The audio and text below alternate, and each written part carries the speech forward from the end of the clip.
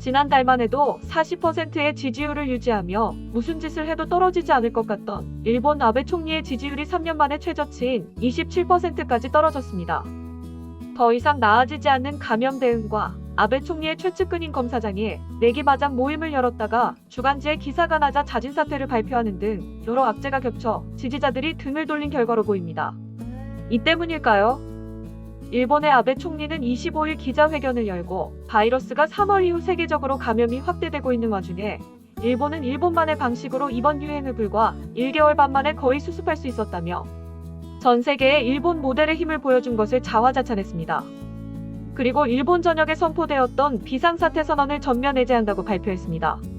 이와 동시에 긴급 경제 대책으로 지금까지 없었던 200조엔 규모의 작은 조달 지원 계획을 실시할 것이며 개인정보를 취하지 않고 감염자 주변에 있던 사람들에게 알림이 가는 앱을 배포할 것이라고 발표하였습니다. 이러한 대책 발표에도 사람들의 시선은 여전히 차갑기만 합니다. 비상사태 전면 해제 발표에 대해 네티즌들에게 앙케이트를 실시한 결과 72%는 적절치 않다고 생각하며 22%는 적절하다는 답변을, 나머지 6%는 모르겠다고 대답하여 국민들의 지지를 얻지 못하는 모습을 보여줬습니다. 아베 정권 교체에 여론이 들끓고 있는 중에 그 후임 후보 중 한 명으로 거론되는 코이케 도쿄 도지사도 최근 황당한 대책을 내놓아 주목을 받고 있습니다. 일명 도쿄 경보라는 이름을 붙인 이것은 도쿄의 감염 정도에 따라 도쿄의 상징으로 불리는 레인보우 브릿지의 색을 바꾸겠다는 것입니다. 감염 수치가 좋을 경우엔 평소처럼 무지개 색으로 점등하지만 기준치를 넘어설 경우 조명의 색을 일괄적으로 적색으로 바꾼다는 계획입니다. 이런 기획이 나오게 된 배경은 이미 오사카시에서 오사카탑이라 불리는 츠텐카쿠 전망대와 만박 기념공원 태양의 탑, 기시와다 성에 라이트업을 하여 녹황적색으로 현 상태를 경보한 것이 좋은 반응을 이끌어냈기 때문입니다. 일본 언론에선 이 계획의 문제점을 4가지로 지적했습니다. 첫 번째로 이를 볼 수 있는 사람이 제한되어 있다는 것. 오사카의 경우 상대적으로 높은 위치에 있는 탑에 설치를 한 것과는 달리 다리의 경우 보이지 않는 사람들이 많아 아무런 의미가 없다는 것입니다. 두 번째는 경보라는 것은 중대한 재해가 일어날 우려가 있는 사실을 사전에 경고하는 예보인데 지금 시행하려는 것은 이미 감염이 퍼졌다는 결과를 보여줄 뿐이지 그 외엔 아무것도 없다는 점입니다. 세 번째는 현재 나쁜 상황의 어필을 굳이 도쿄의 상징물을 통해서 보여줄 필요 있느냐는 점입니다. 상징물의 이미지만 나빠질 뿐 전혀 실용적이지 않다는 것입니다. 네 번째는 이미 경보는 방제 사이렌이나 지자체의 발표 등으로 충분하여 굳이 더할 필요가 없다는 점입니다. 결국 이런 발표를 하게 된 배경에는 강력한 차기 총리 후보인 오사카부의 요시무라 도지사가 오사카탑에 실행한 것이 좋은 반응을 이끌어내자 코이케 도쿄 도지사가 위기감을 느끼고 이를 따라한 것으로 보입니다. 이런 일본 국내의 분위기와는 다르게 일본의 비상사태 선언 해제를 누구보다 반길 것으로 보이는 인물이 있습니다. 바로 미국의 트럼프 대통령입니다. 현재 미국은 마스크를 쓰면 민주당이고 마스크를 쓰지 않으면 공화당이라는 우스개가 있을 정도로 트럼프 대통령은 백악관 발표에서 마스크를 전혀 쓰지 않고 등장하거나 최근 미국 버지니아의 한 골프 클럽에 방문하여 역시 마스크를 쓰지 않고 골프를 즐기는 등 미국을 일상으로 복귀시키려는 제스처를 몸소 보여주고 있습니다. 트럼프 대통령에게 있어 이번 일본의 결정은 자신이 밀어붙이고 있는 정책의 성공 사례 국가로서 거론되지 않을까 싶습니다. 일본의 한 언론사에서도 이번 선언 해제로 미국의 트럼프 대통령뿐만 아니라 중국, 한국 등에서도 비즈니스적인 측면에서 왕래 활성화에 대한 기대가 높아질 것이라고 예측하고 있습니다.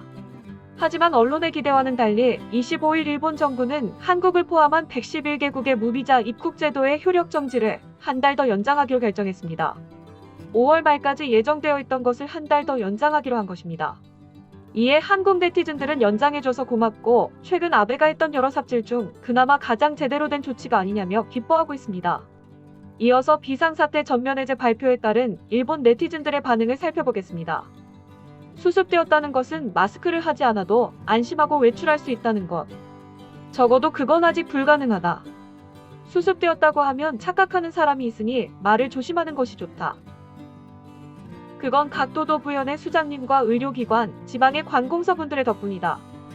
나라는 정말 제 기능을 못하고 있다.